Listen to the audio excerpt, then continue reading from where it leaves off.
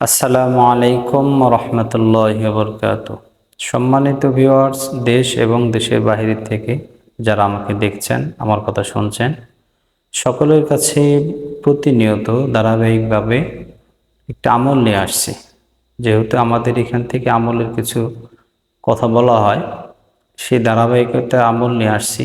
বর্তমান সময়ে আমাদের এই মুহূর্তে চতুর্দিকে যে পেরেশানি, সবচেয়ে মানসিক অশান্তি হলো ফ্যামিলিগত যাদের সমস্যা, পারিবারিকভাবে যারা অশান্তিতে আছে, স্বামী স্ত্রী মিল নাই, ছেলে সন্তান কথা শুনছে না, যে একটা পেরেশানির ভিতরে সকলে চতুর্দিক থেকে।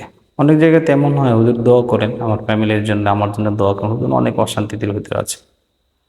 সকলকে একটা বিষয় আমল দিয়ে থাকি, সেই সাথে আমার মনে হলো আপনাদেরকে এটা বলা উচিত তাবলীগের জন্য।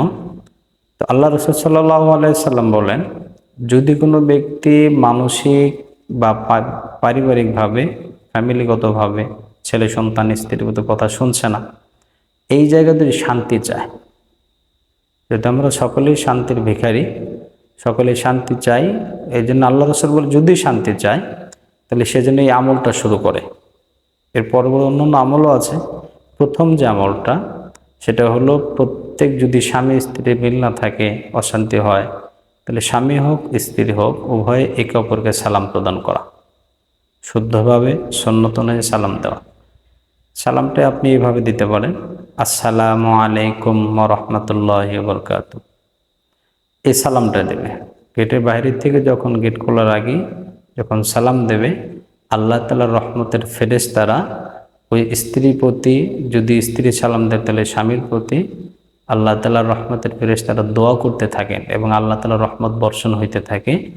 এই ধারাবাহিকতা যদি শুরু করা যায়, ওই ফ্যামিলিতে ছেলে কথা শুনবে, স্ত্রী কথা শুনবে এবং একটা শান্তি, আল্লাহ রসুলের কথা, জান্নাতের একটা টুকরা হবে। এই জন্য আমরা চাইলে আমলটা করতে পারি। আল্লাহ তাআলা আমাদের সকলকেই সালাম দিয়ে ঘরে ঢোকা এবং সালাম দিয়ে স্বামী স্ত্রী ছেলে সন্তান সকলকে সালাম দেওয়ার প্রচলন করার তৌফিক দান করেন। আমিন। আসসালামু আলাইকুম ওয়া রাহমাতুল্লাহ।